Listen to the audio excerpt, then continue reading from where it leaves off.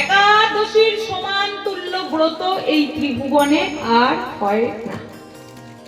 12 মাসে 24টা একাদশী এক বছরে হয়। যেই যেই বছর মল মাস আসে সেই মাসে 26টা একাদশী হয়।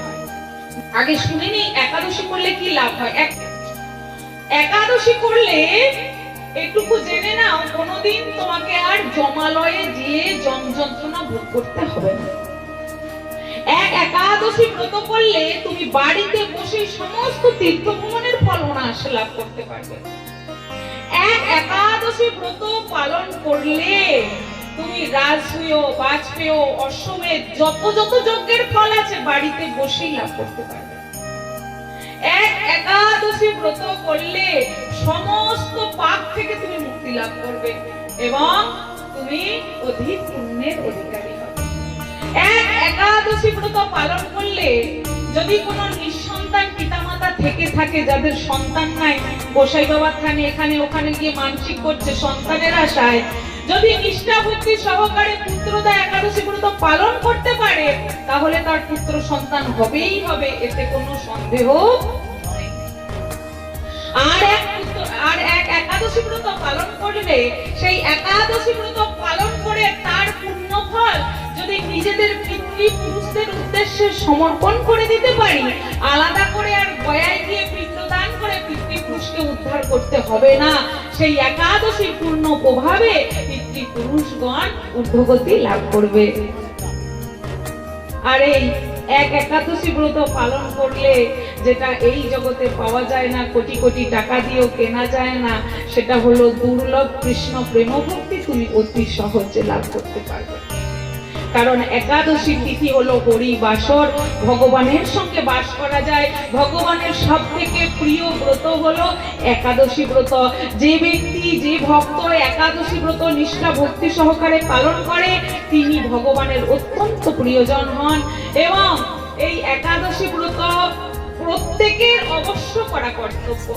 যেই থেকেই শিশুর জ্ঞান হয়ে যাবে, সে ছেলেই হোক, মেয়েই হোক, যুবক হোক, যুবতী হোক, বৃদ্ধা হোক, বৃদ্ধ হোক, সকলের একাদশী ব্রত পালন করা অবশ্য কর্তব্য। আর কোনো অশৌচ হোক, কোনো কেউ মারা যাক, মানে ওই অশৌচ হলেও কোনো অবস্থাতেই এই একাদশী ব্রত ত্যায্য নয়। যতক্ষণ এই দেহে নিঃশ্বাস আছে একাদশী ব্রত পালন করতে হবে। কারণ তুমি একাদশী ব্রত না করে অষ্টমী, সপ্তমী, দশমী কত কিছু ব্রত আছে বিপত্তারিণী করছো। একাদশী যদি না করো, যেমন ছায়ে ঘি ঢাললে যে লাভ হয়, তোমারও ঠিক সেই লাভ হবে। ছায়ে ঘি ঢাললে কিছু লাভ হয়? হ্যাঁ, তেমনি একাদশী বাদ দিয়ে যত ব্রতই করো না কেন, সে ব্রতের কোনো মূল্য নাই। কিন্তু তুমি সব ব্রত করতে পারছো না, কেবলমাত্র মাসে 2টো করে একাদশী ব্রত পালন করছো, তোমার সর্বস্ব সাধন হয়ে যাবে। তাই একাদশী ব্রত সকলকে পালন করতে হবে। লাভগুলো বললাম, এবার ক্ষতিটা বলি। যারা একাদশী ব্রত এখনো পালন করছো না, তারা কি করছো সেটা একটু শুনেন না। যারা একাদশী ব্রত পালন করছো তারা তো ফল লাভ করবেই। যারা একাদশী ব্রত পালন না করে একাদশীর দিন পঞ্চশস্য ভোজন করছো, তারা গ্রাসে গ্রাসে ব্রহ্ম হত্যা, ভ্রূণ হত্যা, গো হত্যা সম মহাপাপ ভোজন করছো। অন্ন ডাল রুটি সবজি নয়, কেবলমাত্র মহাপাপ ভোজন করছো। তাহলে এমনিতে আমরা কলিহত জীব, প্রত্যেক পদক্ষেপে পদক্ষেপে আমরা মহাপাপ করছি। প্রত্যেক পদক্ষেপে দেখুন, কলি যুগে শৌচ, দান, তপস্যা কোনো কিছুই নাই, সব বিলীন হয়ে গেছে। তাই কলি যুগে প্রত্যেক পদক্ষেপে পদক্ষেপে আমাদের পাপ হয়ে যায়। আমরা হাঁটছি, পায়ের তলায় পিঁপড়ে, পোকামাকড় পড়ে মারা গেল। গায়ে মশা বসেছে, মশা মারলাম, পাপ হয়ে গেল। তাই এই পাপ ছোটখাটো বড় যাই বলুন না কেন, সমস্ত পাপ থেকে মুক্তির একমাত্র উপায় হলো একাদশী তিথি। এবং সর্বোপরি বলে দিই, যে ব্যক্তি একাদশী তিথিতে পঞ্চশস্য ভোজন করে, তাকে কয়েক কোটি কল্প পর্যন্ত নরকের যন্ত্রণা ভোগ করতে হয়। পুনর্জন্মের কথা তো ভুলেই যাও।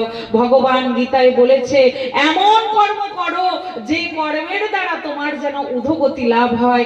এমন কর্ম কভু করো না যে কর্মের দ্বারা তোমার অধোগতি লাভ হয়ে যায়।